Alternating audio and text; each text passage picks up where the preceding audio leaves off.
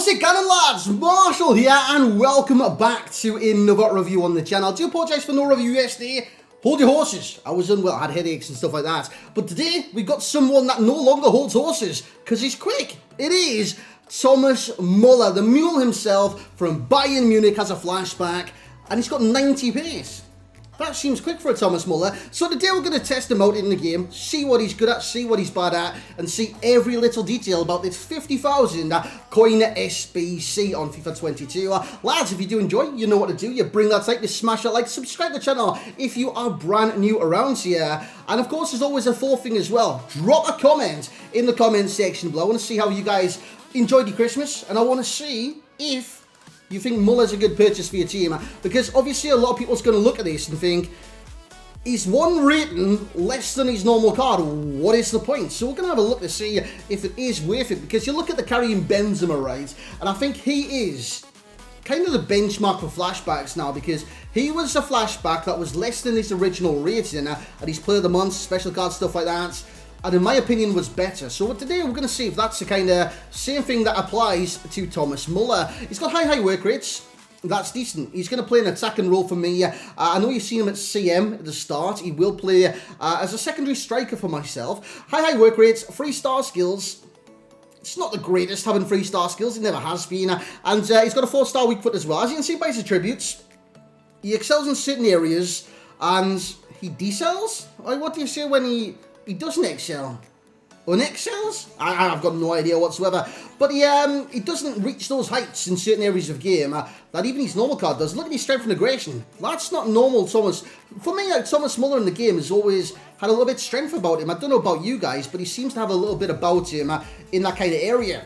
This card does not. Dribbling-wise, it looks brilliant. I mean, 88 dribble, 92 ball control. Reactions are very, very high. 92 agility and 88 when it does come to balance. You look at other areas of that, though, and you see one that could especially affect his 1v1s and stuff where he's even dribbling, passing, not even shielding the ball and bringing others into the kind of play. It's a 77 composure. So I was going to keep a keen eye on that once we hit the gameplay. I'm going to see today whether that does affect him. Passing-wise, I mean, it's not great.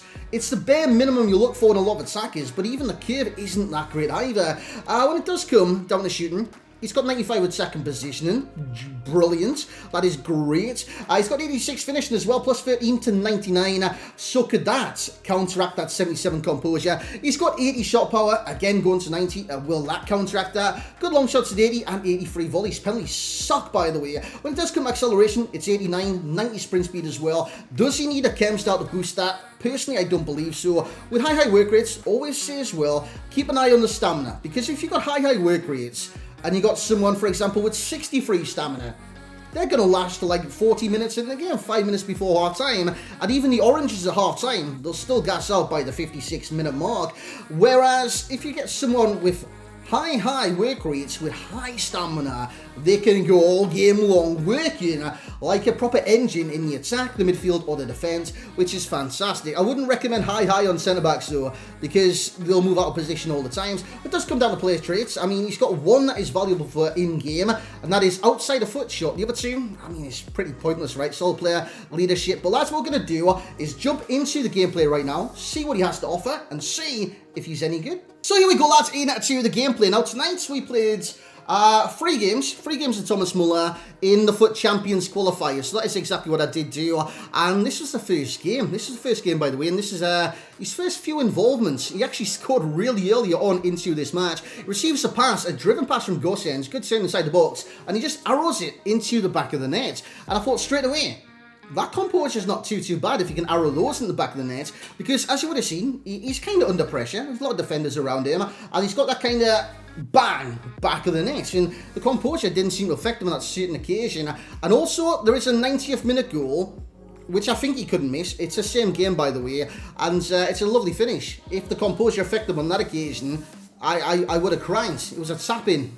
Literally open goal as well. But you'll see in this game anyways. So when it does come to the pros with Thomas Muller, pace is one of them. And that's not something I normally associate with Thomas Muller. He's normally quite slow, lumbersome, and not that good in the dribble. This card's different, man. He's actually decent on the dribble and pace. And that kind of brings in another argument as well. 3-star skills. With his massive improvement in dribbling, does it not feel like it would have benefited improving the skills as well to at least 4-star? So you can have a 4-star with good agility, Thomas Muller. That would have been better for me, but no, 3-star. And I mean, it does affect him in certain senses. There's the finish as well in the 90th minute, and he does run off celebrating, and the pause that my opponent had queued, he actually rage quit in the 90th minute. But Thomas Muller runs off celebrating, he's just secured that dub. When it comes to the other areas of his game, obviously, being an attacker, you need good movement in the attacking third because you need to kind of run away from your markers, stuff like that. By the way, I didn't see the keeper move or stop there, so I was going to cross it anyways. On hindsight, it would have been a tap-in for Mertens, but I didn't see that, so I was always going to chip to the back post, and Muller was there to sap it on in. Yeah, when it does come down to the movements, it's needed for strikers, right? Because you need to get rid of your marker. It's even needed for cams sometimes, and mainly for strikers though. You need to run away from your marker, you need to be almost unmarkable at times, and that is what Thomas Muller does offer you as well. And it's a great work rate to have in the attack, because sometimes you can defend from the front, but given his lack of aggression and strength, it's not that great when you do try to close players down and stuff like that. We get a chance with that's a lovely finish, by the way. It was Thomas Muller's through ball to Politano. Politano did finish, but fantastic finish by Politano. Haven't used that card for some time. Used him today. He was brilliant. I actually don't know what I did there. You see the arrows at the bottom? Because I flicked the arrow stick, right? Just for Thomas Muller to do a trick. And some reason, these arrows popped up on the bottom of the screen. It's been doing it a lot more. I don't know if there's a problem with like the controller or anything like that. That should be a goal. That should be a finish. And then you'll be asking me why. Finishing is amongst the pros. Finishing is amongst the pros because he is a good finisher. It's just certain occasions and opportunities where he's not going to be as accurate as everyone else, which is a shame. It definitely is a shame, but he's finishing probably 90% of the time is very, very good. Ball control, definitely his card. His dribbling's decent as well. Outside the foot shot trait right there. Stamina, utterly sensational. I'd say for the cons, you've got the strength and aggression. He's not as strong as I do personally associate with Thomas Muller, and the lack of 4-star skills. I just believe with the increase in dribbling, they could have at least give him 4-star skills. Well, lads, there was the gameplay with Thomas Muller. Let's go summarise the card. So there we have it then, lads. That was Thomas Muller. Now, you see him in the team. He's a CM. I just want to reiterate, he did not play CM. He played striker, and it was a 4-2-2. He actually played on the right-hand side of the strikers, as you do see there. With no instructions, by the way. These are Tex's tactics. If you want them, go to Tex's channel. You guys know who Tex is, formerly F2 Tex, formerly Fnatic Tex. I'm not too certain right there. Hashtag, I don't believe so yet. But yeah, these are his tactics, and it works really well for the strikers, I've got to say. They do put a lot of effort in. And with Muller having those high, he puts more effort in than anyone else ever. By the way, do you want to see a review of Eusebio? I've had him some time now. This guy is unbelievable. 48 and 48 with 29 assists. But again, I'm not here for Eusebio. We're here for Thomas Muller right now. 3 games, 3 goals, 1 assist. A very, very good card in certain kind of senses of the words. Now, I mean that by... if you compare to his normal card, right, which I wanted to do anyways, I'm actually going to compare him to his inform as well, because you look at his inform, it's like... Yeah, he's got an 87 card. This is why a lot of people's turned off. Turned off? Is that the right saying? You see it's Thomas Muller, right? And it's like, yeah, I don't know about that. But because, well, you see a flashback and it's a lesser rating than the normal card. People get instantly, like, alarms, you know what I'm saying? You look at this Thomas Muller card, man, and then you compare him to the flashback that's just come out. There's no comparisons. Obviously, this one has better composure. Reactions are really, really high. Finishing is even better on this card. But overall... yeah, even the stamina is better on the flashback as well. The pace is much better. Personally, if I had a choice of this Team of the Week card or the flashback, flashback. It's just a flashback. And obviously the comparison to the normal card as well. Literally pointless. What card is this? That's today's card. Why has that baffled me so much, mate? That baffled me there. I don't know why it baffled me. But yeah, look, dude, definitely. If I had to use that one, or this one for the rest of FIFA, or even for the next day, 2 days, 3 weeks, it would be the flashback each and every single time. Even what day is it today? Monday? Even a Monday, guys, even a Monday. Yeah, I think comparable, he's way better than the other Mullers. out there. Then you look at the division as well. We'll have a little look in the Bundesliga, boys. The Bundesliga, boys. What position would you say? Forwards?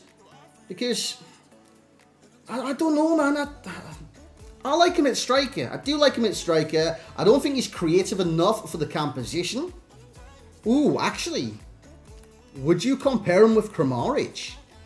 Medium, 4-star, 4-star. I don't know about that one either. It's Stindl. You compare his normal card with Stindl, definitely. Max Kruse, 68 pace. I think for what he gives you in this league, it's not that bad overall compared to the likes of the pace that you see on these cards, like Schick, Andre Silvas, Embolos as well. It's a difficult one, man.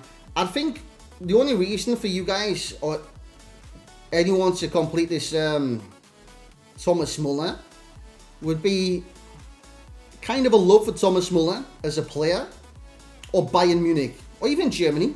German fans could love Thomas Muller, or even Thomas Muller fans.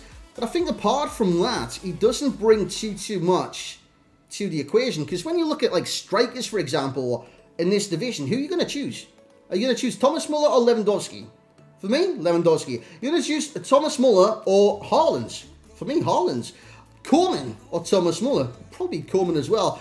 Gomez? Yeah, I'm choosing Muller over Gomez, to be honest. I'm sorry about that. Nemesha, mate. I'm not too sure. That's actually a close one with Nemesha. Wait there. Are they actually very similar players in terms of everything? That's a similar player then. 3-star skills, 4-star weak foot, the exact same. 6'1", the exact same height. This would be the same player, wouldn't it? This guy's a lot stronger though. A lot stronger. And he's got the flair trait too, so Nemesha probably feels better on the ball. Then you've got Kramaric, and then we kind of drift off into the Embolos and stuff, who I also believe has 3-star skills. He does. He definitely does. So he's definitely comparable to the players in that division. It's just, would I use him ahead of those players if I've already got them?